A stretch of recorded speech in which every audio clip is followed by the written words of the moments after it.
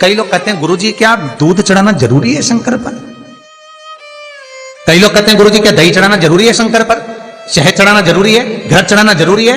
शक्कर चढ़ाना जरूरी है? शिव महापुराण की कथा कहती है 5 चीजें शंकर भगवान पर चढ़ती है। दूध अर्थात घर में लक्ष्मी की वृद्धि करता है, इसलिए चढ़ाया जाता है। दही शंकर भगवान पर इसलिए चढ़ाते हैं क्योंकि यह परिवार को जोड़ता है। जिसके परिवार में क्लेश ज्यादा होता है, जिसके परिवार में आपस में तकरार ज्यादा होता है, उसको दही जोड़ता है। शहद घर में चिड़चिड़ प्रवृत्ति को समाप्त करता है। घी रोग को समाप्त करता है। शक्कर मिष्ठान घर में यदि लक्ष्मी आकर जा रही हो तो मिष्ठान समर्पित किया जाता है। इसलिए पंचामृत स्नान का भाव शिव महापुराण कहते हैं। पंचामृत स्नान का भगवान, इसलिए 5 चीजें शंकर को समर्पित हैं। दूध, दही, घृत, शहद, शक्कर अर्थात मिष्ठान। शक्कर से मूलतः यहां शिव महापुराण में शक्कर नहीं लिखी है, मिष्ठान। अब लोग शक्कर पीस कर अभिषेक करते हैं, परंतु मिष्ठान अर्थात गाय के दूध से निर्मित कोई मिठाई, और उस मिठाई से भगवान शंकर का अभिषेक। अब लोग भले शक्कर रखने लगे शंकर जी के अभिषेक में, पर यहां शक्कर नहीं लिखा है, यहां मिष्ठान।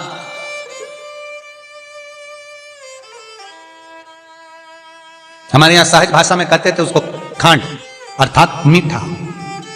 शिव महापुराण की कथा कहती है दर्पण इतना बड़ा ले लो। बंदर वाला अगर दर्पण वाली नहीं तो इतना बड़ा दर्पण लो, हनुमान जी के मंदिर में जाकर, क्योंकि हनुमान शंकर का ही अवतार है। हनुमान जी के मंदिर में जाकर हनुमान जी के उल्टे पांव का थोड़ा सा सिंदूर, चरण का थोड़ा सा सिंदूर एक कागज में लेकर आ जाइए। और हनुमान जी के छोटे भाई, हनुमान जी 6 भाई हैं, उसमें गतिमान, हनुमान जी के छोटे भाई गतिमान का नाम लो, और गतिमान का नाम लेकर उस दर्पण पर सिंदूर से त्रिशूल बना दो।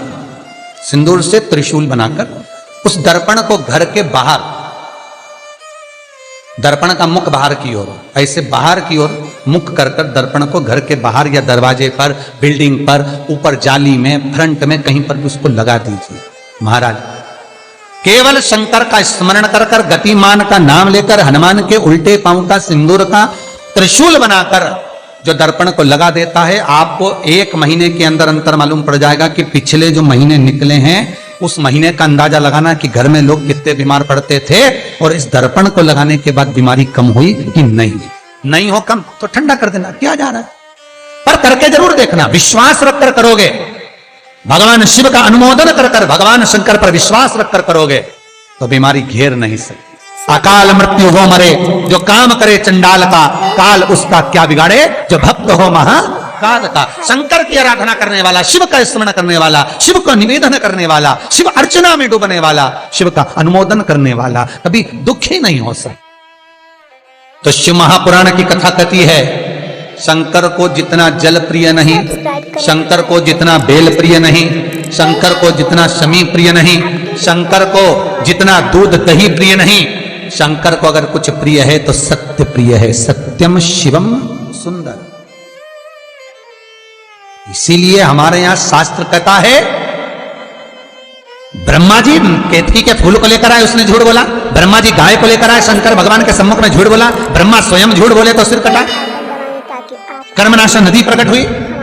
और शिव महापुराण की कथा कहती है शंकर को सत्य प्रिय है अगर झूठ बोला है।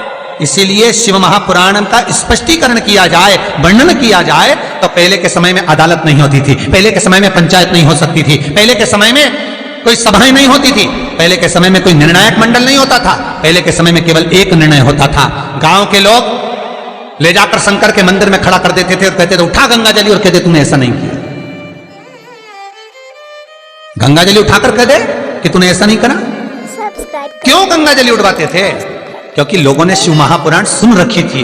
शिव महापुराण में श्री वेद व्यास जी वर्णन करते हैं कि शंकर के मंदिर में, शंकर के ओटले पर, शंकर के मंदिर के अंदर, शिव की चौखट पर, शंकर के अनुमोदन में, शिव महापुराण के अंतर्गत शंकर के अनुमोदन में शिव मंदिर में शिव चौखट पर अगर कोई भूल से भी झूठ बोल देता है तो उसकी जिंदगी नरक जैसी निकलती है महाराज। इसीलिए कहते तो उठा गंगा जली और कह दे तूने ऐसा नहीं, उठा बोल दे।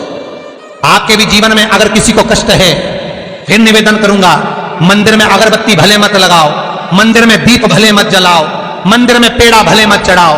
अगर आपके मोहल्ले में, आपके पड़ोस में, आपके परिवार में, आपके नजदीक में अगर कोई दुखी है, कष्ट में है, उसको यदि प्रेम की वाणी भी बोल ली है, एक रोटी भी प्रेम की खिला दी, किसी के चेहरे पर इस्माइल ला दी, तो मंदिर में दिया जलाने के बराबर है साहब। मंदिर में दीप जलाने के। सब्सक्राइब करें हमारा चैनल। बेलपत्र भगवान माता पार्वती के अश्रु से है, रुद्राक्ष भगवान शंकर के अश्रु से है, शमी पत्र उमा और महेश्वर भगवान शंकर के विग्रह के सुख से जो जल प्रकट हुआ है, उस जल से शमी की उत्पत्ति है महाराज। दोनों के मिलन से, दोनों के मिलन से। जैसे एक मुखी से लेकर 14 मुखी तक रुद्राक्ष होते हैं। आपको पहले भी कथा में कहा, एक मुखी से लेकर 14 मुखी तक रुद्राक्ष होते हैं। सभी रुद्राक्ष का अपना अपना एक मंत्र होता है, अपनी अपनी एक साधना होती है जिसके अनुसार रुद्राक्ष काम करता है। एक मुखी रुद्राक्ष लक्ष्मी की वृद्धि के लिए होता है। कभी मौका मिले तो एक मुखी रुद्राक्ष का दर्शन करना। पर एक मुखी रुद्राक्ष जितना छोटे से छोटा होता है, जितना छोटे से छोटा होता है, उतना सुख दे।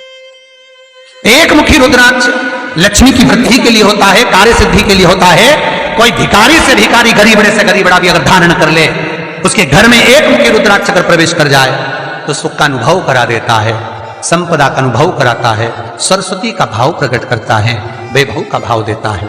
एक मुखी रुद्राक्ष का मंत्र है ओम ह्रीं नमः। ओम ह्रीं नमः, ये लक्ष्मी के लिए होता है महाराज। दो मुखी रुद्राक्ष बांधा को हरता है। कोई तकलीफ आ रही है, कोई प्रशासनिक कार्य है, कोई काम नहीं हो रहा, फाइल आगे नहीं बढ़ रही, बहुत तकलीफ आ रही है, तो दो मुखी रुद्राक्ष जो व्यक्ति धारण करता है उसका कार्य सफल होता है। दो मुखी रुद्राक्ष का मंत्र है ओम नमः। दो मुखी रुद्राक्ष का शिव महापुराण में जो मंत्र दिया है ओम नमः। विदेश्वर संहिता के अंतर्गत शिव महापुराण में रुद्राक्ष के 14 मुखी रुद्राक्ष के मंत्र दिए हुए हैं। आप शिव महापुराण नहीं पढ़ सकते तो मंत्र लिख लें। दो मुखी रुद्राक्ष का मंत्र है ओम नमः। तीन मुखी रुद्राक्ष विद्या प्राप्ति के लिए होता है। कैसा भी अनपढ़ से अनपढ़ व्यक्ति हो, जिसको विद्या में रुचि ना हो, पढ़ ही नहीं पा रहा हो, चित्त वृत्ति ही ना लग रही हो, मन ही ना लग रहा हो, परसेंट कम से कम होते जा रहे हो, तीन मुखी रुद्राक्ष उस बच्चे के गले में लाल धागे में डाल दीजिए। नहीं डाल सकते तो बच्चे के कमरे में जहां वो पढ़ता है, विद्याध्ययन करता है, उसके कमरे में लगा दीजिए। तीन मुखी रुद्राक्ष का मंत्र है ओम क्लीं नमः। ओम क्लीं नमः, ये तीन मुखी रुद्राक्ष का मंत्र है।